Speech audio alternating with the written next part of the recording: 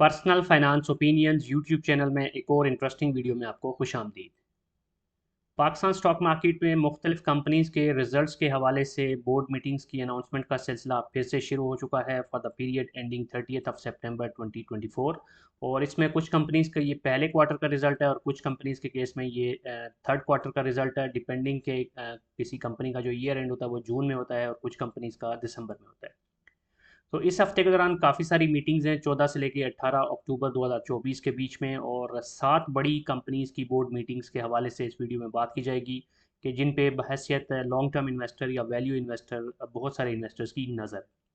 अब इन्वेस्टर्स की नज़र इन पे है, इससे मुराद ये है कि इन कंपनीज़ में अगर हम हिस्टोरिकली देखें तो डिविडेंड का ट्रैक रिकॉर्ड भी अच्छा है, और बहुत सारे जो डिविडेंड इन्वेस्टर्स होते हैं वो तकरीबन हर क्वार्टर में एक्सपेक्ट कर रहे होते हैं कुछ कंपनीज से कि मुमकिन तौर पर वो अपने अच्छे रिजल्ट्स के साथ एक अच्छा डिविडेंड भी अनाउंस कर सकती हैं।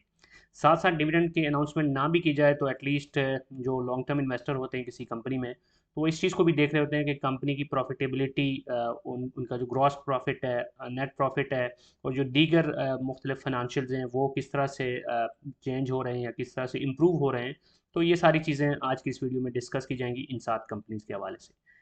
याद रहे कि इस वीडियो में या इस चैनल पे जो भी वीडियोस होती हैं उनमें कोई आपके लिए फाइनेंशियल एडवाइस या बाय और सेल कॉल नहीं होती, बल्कि जो भी इंफॉर्मेशन आपके साथ शेयर की जाती है ये नॉलेज पर्पस के लिए होती है। रिसर्च करके डेटा आपके सामने लाया जाता है ताकि खुद आप अपने तौर पे एसेस कर सकें और बेहतर तौर पे डिसाइड कर सकें कि कौन सी कंपनीज आपके पोर्टफोलियो में फिट इन होती हैं और कौन सी कंपनीज के हवाले से कांट छांट ज़रूरी है।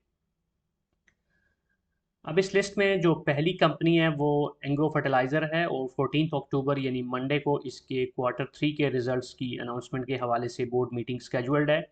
और फर्टिलाइज़र सेक्टर में अगर बात की जाए तो वैसे भी जो गिनी चुनी कंपनीज़ हैं सारी की सारी बड़ी पॉपुलर हैं डिविडेंड इन्वेस्टर्स के लिए, और इस इन कंपनीज़ की ख़ास बात ये भी है कि तकरीबन हर क्वार्टर में ये डिविडेंड भी दे रही होती हैं।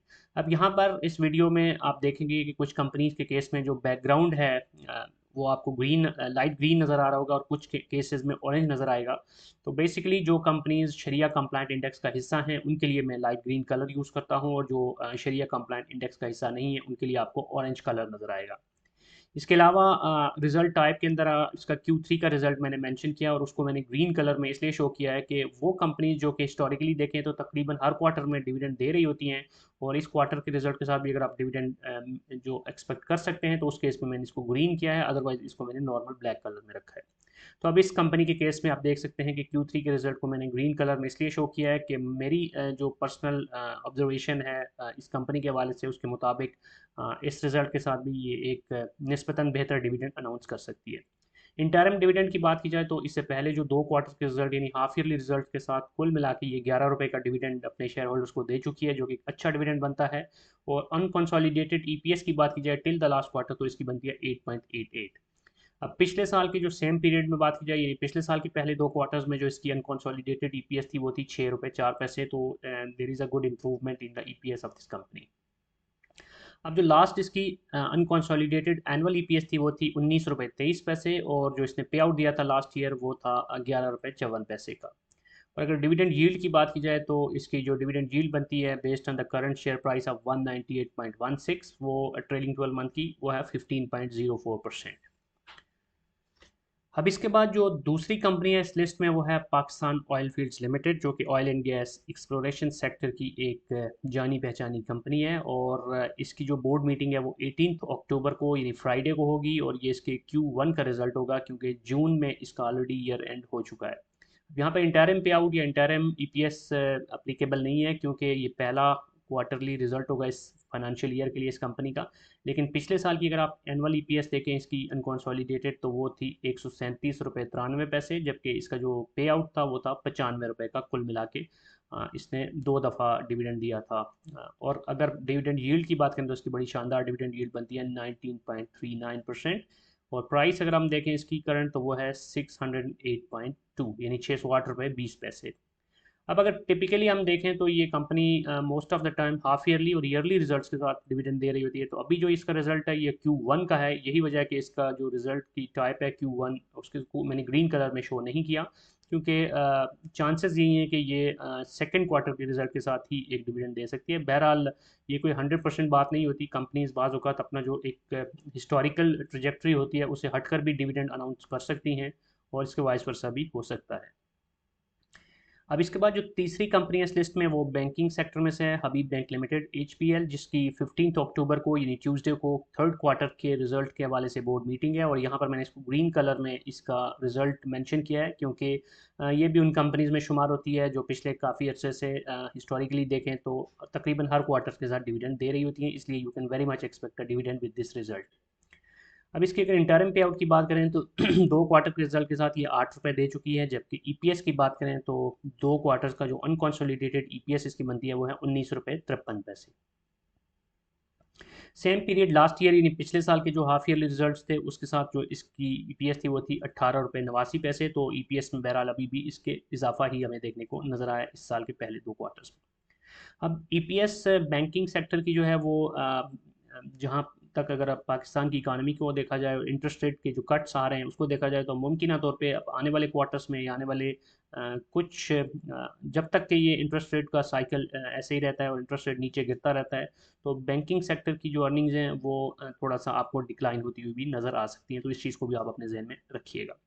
लास्ट जो इसकी एनुअल ईपीएस थी वो थी 38 रुपये 76 पैसे अनकॉन्सोलिडेटेड, जबकि इसने जो पे आउट दिया था वो था 9 रुपये 75 पैसे। इसकी डिविडेंड यील्ड की बात करें तो वो बनती है 11.49%, और इसकी जो प्राइस है एज ऑफ नाउ वो है 136 रुपये 5 पैसे।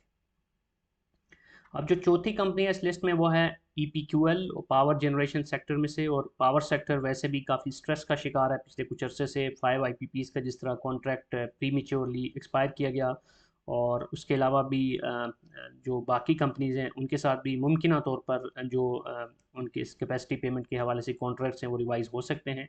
तो वो चीज़ काफ़ी ज़्यादा मुतासर कर रही है जो हमारी लिस्टेड या नॉन लिस्टेड कंपनीज़ हैं पावर सेक्टर की, सारों को ही।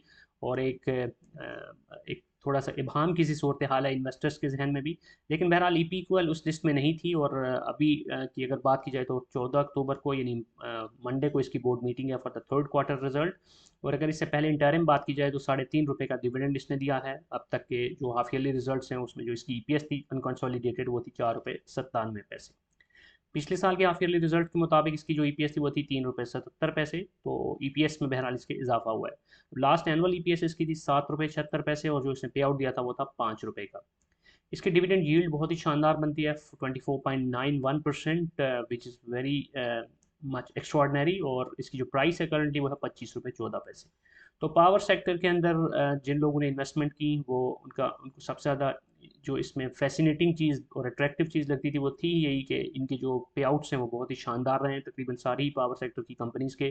क्योंकि इनको जो कैपेसिटी पेमेंट्स होती हैं या जो गवर्नमेंट की तरफ से जो भी सर्कुलर डेट है और जो जो भी रिसीवेबल्स हैं, जब भी मिलते हैं तो उसके बाद ये बड़ा जेनरस किस्म का डिविडेंड दे रही होती है। ये वजह है कि पावर सेक्टर हमेशा से डिविडेंड इन्वेस्टर्स के लिए एक अट्रैक्टिव ऑप्शन रहा है। ये अलग बात है कि एज ऑफ नाउ जो थोड़ी सी पावर सेक्टर के हवाले से जो सिचुएशन डेवलप हुई है वो थोड़ा सा लोगों को मायूस कर रही है इस हवाले से। इसके बाद जो अगली कंपनी है वो है नेशनल फूड, और इसके Q1 का रिजल्ट अनाउंस होगा 15 अक्टूबर को। और चूँकि Q1 है इसलिए इसका जो इंटरिम पे आउट या ईपीएस है वो यहाँ पर एप्लीकेबल नहीं है, इसलिए वो नंबर आपको नज़र नहीं आ रहे। पिछले साल की जो एनुअल ईपीएस थी इसकी अनकॉन्सोलिडेटेड वो थी 5 रुपये 44 पैसे, और उसका जो पे आउट था वो 6.5 रुपये का था। डिविडेंड यील्ड की बात करें तो 3.72% बनती है, विच इज़ वेरी लिटल। तो डिविडेंड इन्वेस्टिंग के पॉइंट ऑफ व्यू से बात करें तो कोई बहुत ही ज़्यादा ये कोई अट्रैक्टिव ऑप्शन आपको नज़र नहीं आएगा। ये अलग बात है कि जो कंपनी है उसकी जो प्रोडक्ट्स हैं वो बड़ी मार्केट के अंदर जनरली देखें तो बहुत पॉपुलर हैं और एक अच्छा बिजनेस कर रही है कंपनी। तो एक ग्रोथ पर्सपेक्टिव के हवाले से ज़रूर आप इसको जहन में रख सकते हैं। प्राइस की बात करें तो 171 रुपये 22 पैसे इसकी करंट प्राइस है। इसके बाद जो अगली कंपनी है ये शरिया कंप्लाइंट इंडेक्स का हिस्सा है, डेस्कन ऑक्सीजन। और इसकी जो बोर्ड मीटिंग है वो है 17 अक्टूबर को Q1 की। और इसका पिछले साल के जो हाफ ईयरली रिजल्ट्स हैं उसके मुताबिक जो ईपीएस बनती है वो 2 रुपये 69 पैसे बनती है अनकंसोलिडेटेड, जबकि इसका जो पे आउट था वो था 2 रुपये का। अगर इसके हम ट्रेलिंग 12 मंथ्स की डिविडेंड यील्ड देखें तो वो 8.93% बनती है, और एज ऑफ नाउ इसके शेयर की जो प्राइस है वो है 19 रुपये। तो केमिकल सेक्टर भी उन सेक्टर्स में शुमार होता है जो पिछले कुछ अरसे से काफ़ी स्ट्रेस का शिकार हैं, और इस सेक्टर की कंपनीज़ की भी परफॉर्मेंस और उनकी जो प्रॉफिटेबिलिटी है वो काफ़ी ज़्यादा मुतासर हुई है। लेकिन अब आने वाले वक्त में इस हवाले से मुमकिन तौर पर बहुत सारी कंपनीज़ को जो इंटरेस्ट रेट कट हुआ है उसका फ़ायदा हो सकता है, और उसमें केमिकल सेक्टर भी आता है। तो बहरहाल अभी तक जितनी कंपनीज आपने देखी हैं उसके बाद जो लास्ट कंपनी है इस लिस्ट में वो है bank Alfalah limited, banking sector में से, जिसकी बोर्ड मीटिंग है 17 अक्टूबर 2024 को। दीगर बैंक्स की तरह इसका भी जो ईयर एंड होता है वो दिसंबर में होता है, इसलिए ये इसका Q3 का रिजल्ट होगा फॉर सितंबर 30 2024। और उसके इंटरम पे आउट की बात करें तो ₹4 का डिविडेंड अब तक ये अपने हाफ ईयरली रिजल्ट्स के साथ दे चुका है विद द EPS ऑफ 13.07। अब इसकी जो अनकंसोलिडेटेड EPS है उसमें अच्छा इजाफा हुआ है पिछले साल के पहले 2 क्वार्टर्स के मुकाबले में। पिछले साल थी ₹11.81, जबकि लास्ट जो इसकी एनुअल EPS थी अनकंसोलिडेटेड वो थी ₹23.12, और जो पे आउट था वो था ₹8 का। अब डिविडेंड यील्ड की बात करें इसकी तो 13.23% बनती है, जबकि प्राइस इसके शेयर की करंटली है ₹67.86। तो इस लिस्ट में जितनी भी कंपनीज है उसमें आप देख सकते हैं कि ईफर्ट और HPL के जो रिजल्ट्स हैं उनको मैंने ग्रीन मार्क किया है। मुमकिन तौर पर ये दो कंपनीज डिविडेंड अनाउंस कर सकती हैं, जबकि बाकी जो कंपनीज हैं इसमें से मेजॉरिटी कंपनीज ऐसी हैं जो टिपिकली अपने हाफ ईयरली रिजल्ट्स के साथ और फिर ईयरली रिजल्ट्स के साथ डिविडेंड दे रही होती हैं। आल दो के EPQL का साइकिल थोड़ा डिफरेंट है, वो डिफरेंट डिफरेंट क्वार्टर्स के साथ भी कभी कभी डिविडेंड दे देता है। पावर सेक्टर के हवाले से जो पेमेंट्स होती हैं उनको जब भी मिलती हैं तो उसके साथ वो डिविडेंड दे देती हैं, इसलिए उसके साइकिल को प्रेडिक्ट करना थोड़ा मुश्किल होता है। लेकिन बाकी जो भी कंपनीज हैं यहाँ पे उसमें मेजॉरिटी ऐसी हैं जो कि आपको दिसंबर के रिजल्ट या जून के रिजल्ट के साथ ही डिविडेंड दे रही होती हैं। तो इस चीज़ को भी जहन में रखिएगा। बहरहाल dividend is not the only criteria, as I always preach in my videos, कि कोशिश करें कि डिविडेंड को ज़रूर जहन में रखें, लेकिन सोनली डिविडेंड को देख के और डेट्स को देख के ही जंप इन करना, that's not a logical approach. आपको कंपनीज़ की जो बाकी फंडामेंटल्स हैं, उनकी जो इंपॉर्टेंट रेशोज़ हैं, उनके फाइनेंशियल्स हैं, उनका जो हिस्टोरिकल ट्रैक रिकॉर्ड है और उसमें जो ग्रोथ के पर्सपेक्टिव से जो पोटेंशियल है उसको भी जहन में रखना चाहिए। और उसी तरह अगर आप इन्वेस्ट करेंगे तभी आप एक बेहतर पोर्टफोलियो बनाकर स्टॉक मार्केट में सक्सेसफुल हो सकते हैं।